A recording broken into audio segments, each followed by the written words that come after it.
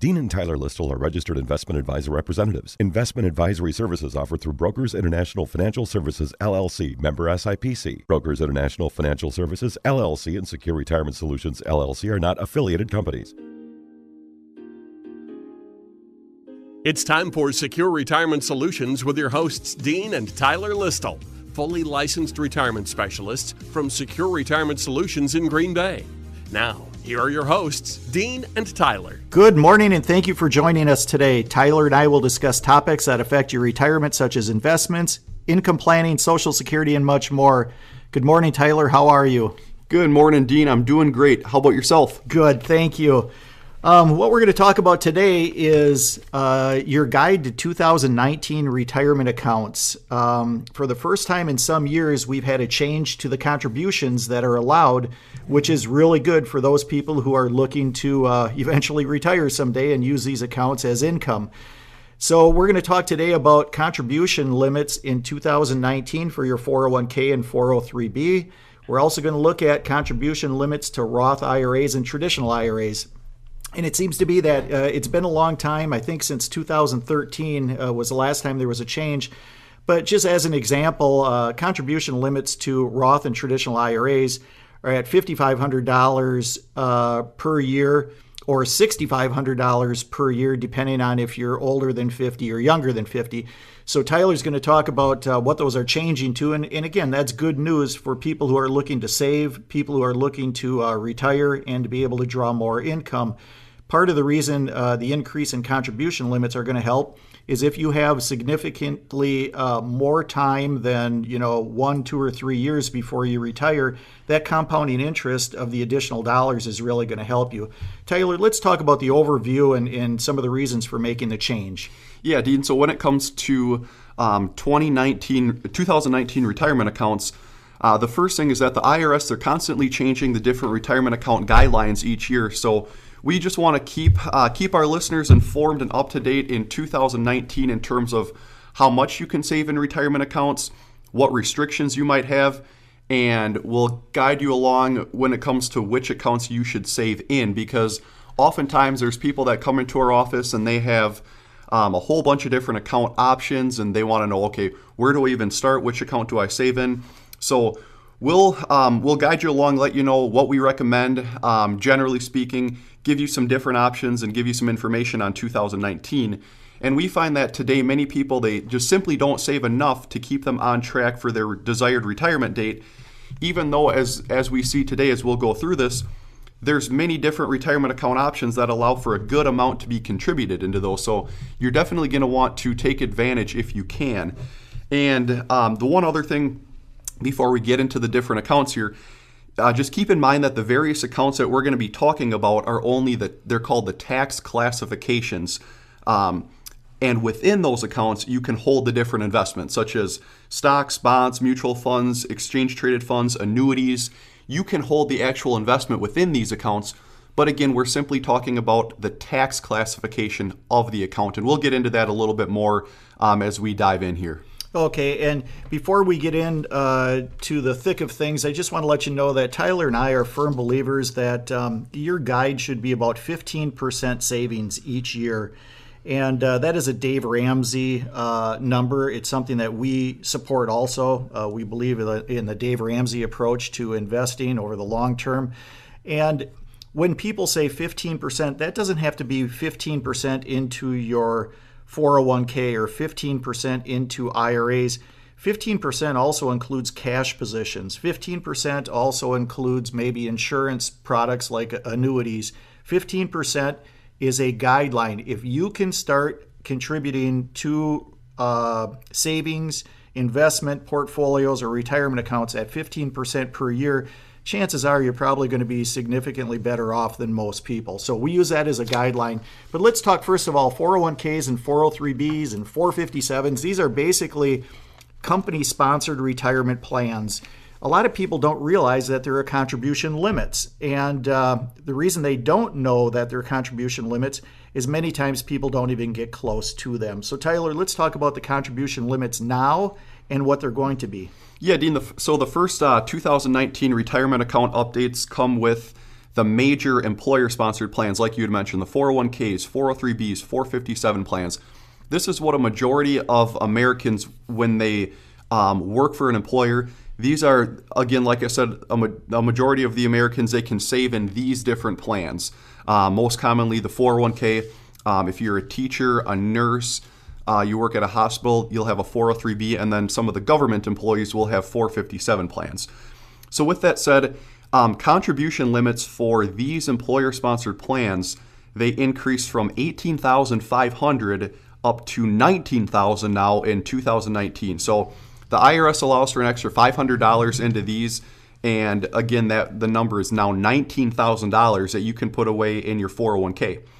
However, if you're 50 or older, you can bump that up from $19,000 up to $25,000 per year. And it used to be $24,500, but you get an extra $500 into there too. So again, 50 or older, within your 401k, 403b, or 457 plan, you can contribute up to $25,000 per year. And the reason why they do that, it's called a catch-up contribution. And the IRS allows for an extra $6,000 into those accounts, because if you're 50 or older, that's when you're getting closer and closer to retirement. They allow you to catch up and try and put more in your higher earning years when you can afford to really beef up your retirement accounts, your 401k, 403b, and 457 to get you on track for retirement. So again, $19,000 is what you can contribute to your employer-sponsored plan in 2019. And if you're 50 or older, that number jumps up to $25,000. And then just to give you a few numbers here, if you were to max out your 401k at $19,000, then you should be contributing about $791 per paycheck if you're paid semi-monthly, or that's $730 per paycheck if you're paid bi-weekly. Now, some people will see those or listen to those figures, $791 per paycheck semi-monthly or $730 per paycheck bi-weekly, and think that's a lot of money, and it is a lot of money.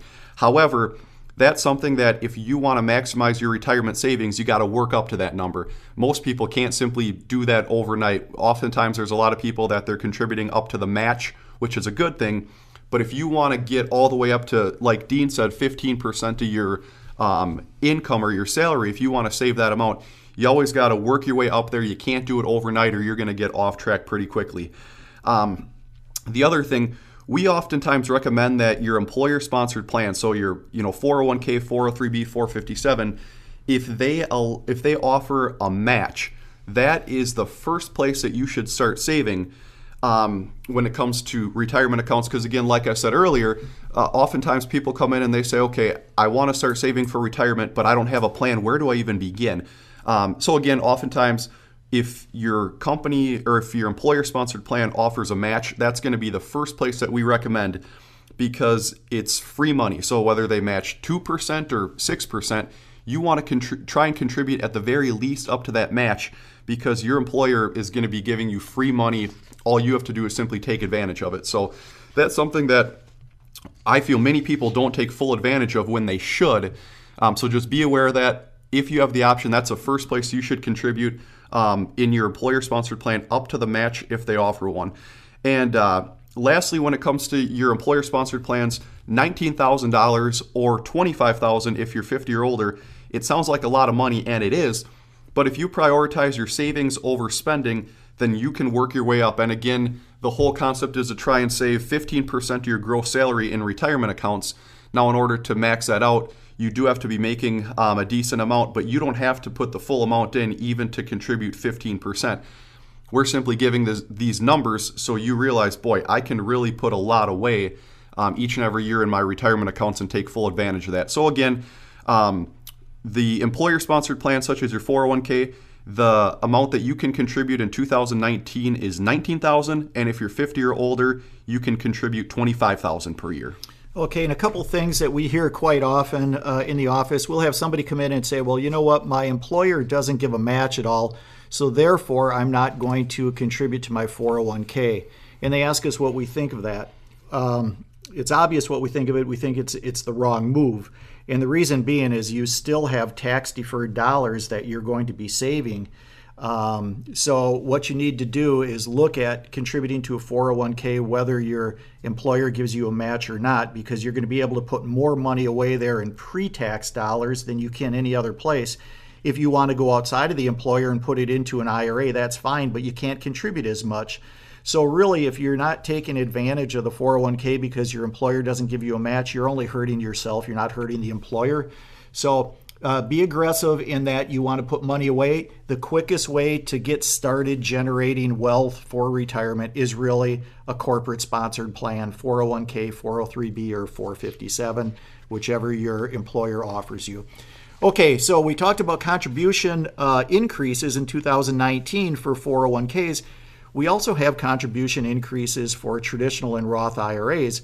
Again, this is really good news, especially when people take the lead that we give them, which is, contribute to the match in your 401k, then leave the corporate setting and start your own IRA, many times a Roth account, and fund that to the maximum. So we're really taking advantage of the free money with your corporate sponsored plan, and then we're also taking advantage of the possibility of creating a Roth 100% tax-free dollars outside of the employer. But Tyler, let's talk about the contributions, where they're at right now and what they're going up to in 2019 for IRAs. Yeah, when it comes to traditional and Roth IRAs, that's the next one in your 2019 retirement account guidelines, your traditional and Roth IRAs. And this one's a big one because the contribution limits for both Roth and traditional IRAs increase from $5,500 to $6,000 per year. And that's the first time that they increased since 2013. So again, first time in 6 years that they increased, something that not a lot of people know of. So you definitely want to take advantage of that. Now, again, if you're 50 or older, the limit increases from $6,500 to $7,000 per year. So now in 2019, again, you can contribute to your Roth or traditional IRA up to $6,000. However, if you're 50 or older, that jumps up to $7,000. So again, the IRS gives you an extra $1,000 catch-up contribution if you're 50 or older to really try and plug more away each and every year. Now, when it comes to Roth IRAs and traditional IRAs, keep in mind a Roth account is money that you have already paid taxes on. So it's in your savings, and then you put that into your Roth account, and then it grows tax deferred, and you can take it tax-free as long as you're 59 and a half or older and the account's been in place for at least 5 years. So again, a Roth account is something that we really encourage our listeners and our clients to take advantage of, especially if you're younger, because you have time on your side, compounding interest within the investment options within the Roth account, and then when you do access it, it will be tax-free provided you're over 59 and a half and the account's been in place for 5 years. So something we really encourage people to take advantage of is Roth accounts. Traditional IRAs are slightly different, where when you put the money in, you get a tax deduction up front. However, once you start to withdraw from your traditional IRA account, it becomes fully taxable on the back end. So the difference is the taxation on the two accounts. One other thing to keep in mind with Roth IRA accounts is that they do have a couple restrictions in terms of who can contribute to them, because you have to stay under certain income limits to even have the ability to contribute. And what I mean by that is, if you're single and making over $122,000, if you make from $122,000 to $137,000, then your eligibility for a Roth IRA phases out. It's called an income phase out, where if you make over that amount, if you make over $137,000, you're not even able to contribute to a Roth IRA. And again, that's for single tax filers. And if you're married filing jointly, then the income phase-out range is from $193,000 to $203,000. So keep in mind, based on your income, some people might not even be able to contribute to a Roth. So if you can, if your income is under that, and especially those who are younger, you really want to take full advantage of this, because again, the contribution limits are increasing for the first time in 6 years. And again, the other thing with Roth accounts too is they grow tax-free, which again is another huge benefit as opposed to traditional IRAs. That's the main benefit over time, is that you're not going to have to pay any taxes on them when you take the money out. And Dean, as you said earlier too, If you have an employee retirement plan that matches, then again, that's where you want to contribute first, is up to the match within your employer-sponsored plan. And then once you hit the match, we really recommend going out and contributing to a Roth IRA due to its tax benefits. Then once you max that out, go back to your 401k and try and put away as much as you can in there. So that way you're taking full advantage of the different accounts from a tax standpoint, and they allow you different savings options and investment options as well. So be sure to take full advantage of that. The other thing, more and more employers that I see are offering Roth 401ks. And with a Roth 401k, you can actually contribute up to the $19,000 that I alluded to earlier, similar to a traditional 401k. So keep in mind, if that's an option as well with a Roth 401k, you can really put a lot of money in there tax-free. So take advantage of that too. But again, traditional and Roth IRAs, if you're under 50 years old, then they go from $5,500 to $6,000 a year is what you can put in them starting in 2019. And those people who are 50 or older, you can now put $7,000 into a Roth or traditional IRA starting in 2019 as well. Okay, before we continue, we're going to take a quick break. You're listening to Dean and Tyler Listle, investment advisors with Secure Retirement Solutions located on Allied Street in Green Bay. For a complimentary review of your current investments, or if you have questions, please call them at 920-347-9888 or go to their website at srsplans.com. Okay, now we're going to talk about those non-qualified or non-retirement accounts and see what kind of limits we have there. And the non-qualified or non-retirement accounts, many people will refer to them as joint accounts or individual accounts or some brokerage accounts. And they do not have the particular guidelines that the corporate-sponsored retirement plans do or the IRAs do. So Tyler, what kind of regulations or what kind of parameters do you have to stay with contribution guidelines on the non-qualified or non-retirement accounts? Yeah, so non-qualified accounts, they're another option for retirement savers. And oftentimes for those who have maxed out their 401k and they still want another option outside of that, the non-qualified accounts can work almost as good as retirement accounts through work. And what I mean by that, or in addition to that, non-qualified accounts, they also work for those whose income is too high to contribute to Roth IRA accounts. So we see it often where people are contributing to their 401k. However, they also want to take advantage of a Roth account, but they might have income that's too high where they can't contribute. Well, then the next best option would be a non-qualified account. Now, how a non-qualified account works is you contribute money that you've already paid taxes on, so similar to a Roth account where you take money from savings or checking, again, money that's already been taxed, and then what you do is you invest that into your non-qualified account. You can invest that into anything from mutual funds, exchange-traded funds, single stocks, bonds, annuities. So you can invest it in almost any different investment option, and any money that you put into it, so any money that you invest into a non-qualified account, you don't have to pay any taxes on because you already paid taxes on it in the first place when you got it. So anything that you put in, you don't have to pay taxes on. However, the gain portion is the only taxes that you'd have to pay. So for example, let's say that you maxed out your 401k, did a good job, and your income was too high, or you just wanted a different option outside of a Roth account.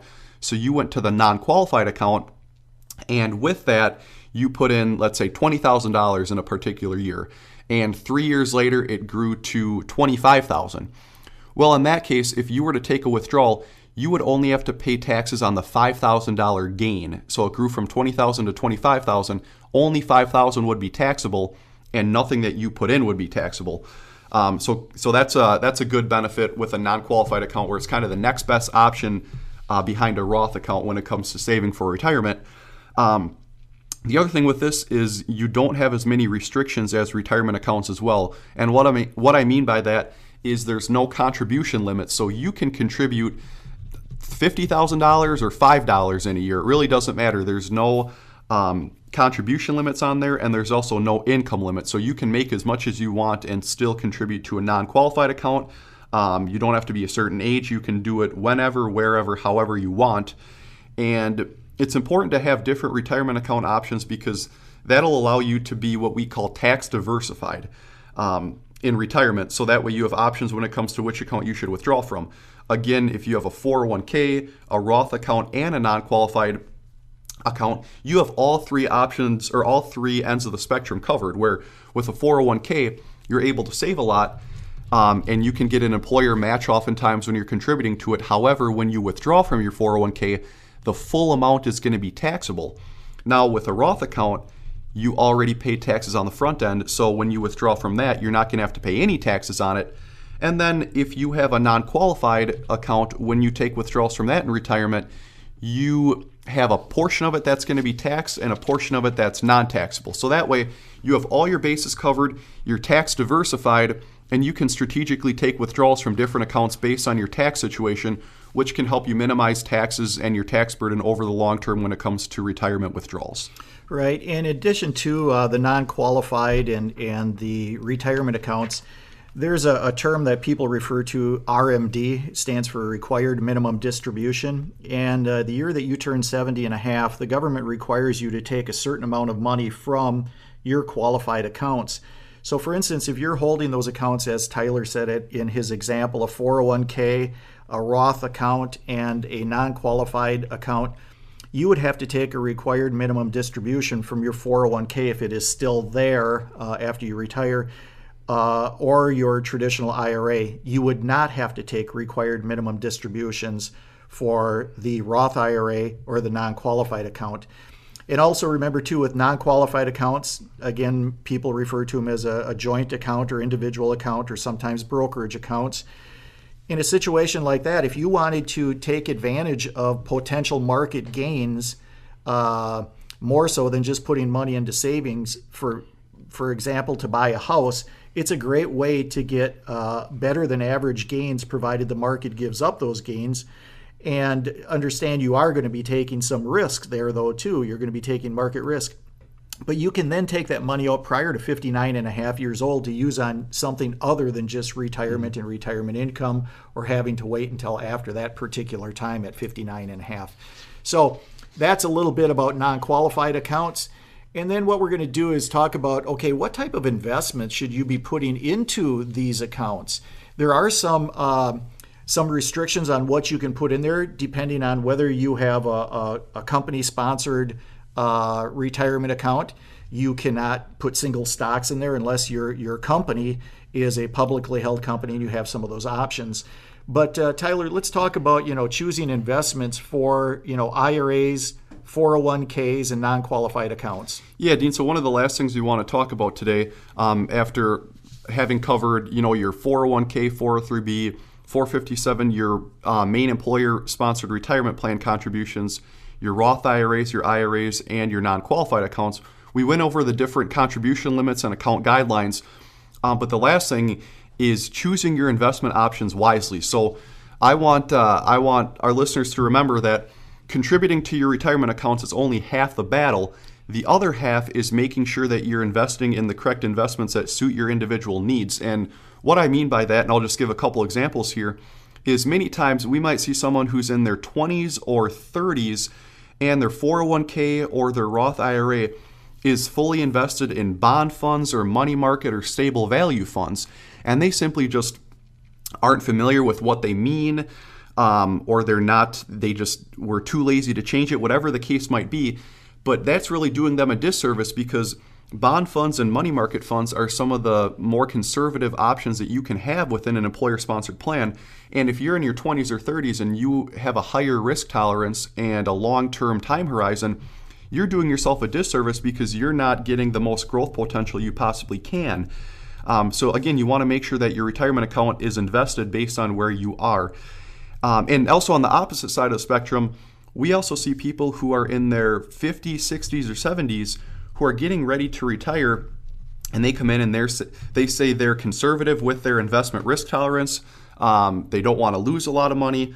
And here we take a look at their 401k before they're ready to retire, and they might have the whole thing in 100% invested in small cap, mid cap, and international stock funds. So, which are some of the riskiest possible investment options within a 401k. Now, it might be okay to have a portion of it in there, but again, we've seen people, if you have your whole 401k invested in those different type of funds, you're going to be fully at risk in almost as aggressive as possible investment that you can be. So again, the main thing is to make sure that you're not only contributing enough to your retirement accounts, but also make sure that the investments within your retirement accounts are suitable for you in your current situation. Because again, if you're going to do a good job, try and work your way up to 15% of your income being saved into your retirement accounts, then you at least want to make sure that you're going to get the most bang for your buck within your individual investments. Make sure that they're working in your favor as well. Okay, one other example here that I heard from one of our clients, actually not a client, they came in to see if they wanted to become a client, and in talking to them, they said they were very unsatisfied with the 4.5% they received in 2017 in their 401k when the market was doing very well. And I asked to look at their selection of holdings in their 401k, and they had 60% money market and 40% equity funds and bonds. And I explained to them that money market position is a lot like the bank. You aren't going to get a whole lot of return on that. And so therefore, when the market was doing very well in 2017, you did not participate. And I asked them how long they had that allocation, and they said it was there since 2008. I bring this up to let people know that you should be very aware of the holdings in your 401k, and you should make these particular changes as the market changes. Rely on your advisor through your workplace, or rely on an independent advisor. We welcome people to come into our office with their statements. We'll give you a complimentary review, maybe give you a little bit of a heads up as to what's happening, and give you a snapshot of what the market is doing. So don't assume that just because you're contributing, as Tyler said, to your retirement accounts, that everything is fine. You still need to go in there and choose some of the right selections. Yeah, Dean, good points there. The very last thing I wanted to point out today before we close it out here is to know your rollover options when you do retire, or if you were to get laid off or change jobs.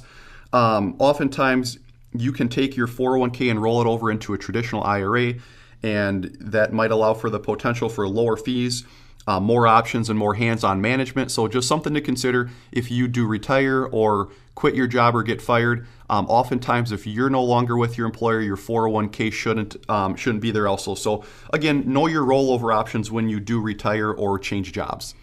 Okay, folks, that's all the time we have this week. See you later, and hope you'll join us again next week. We'll see you next week. You've been listening to Secure Retirement Solutions with your hosts, Dean and Tyler Listle, fully licensed retirement specialists from Secure Retirement Solutions in Green Bay.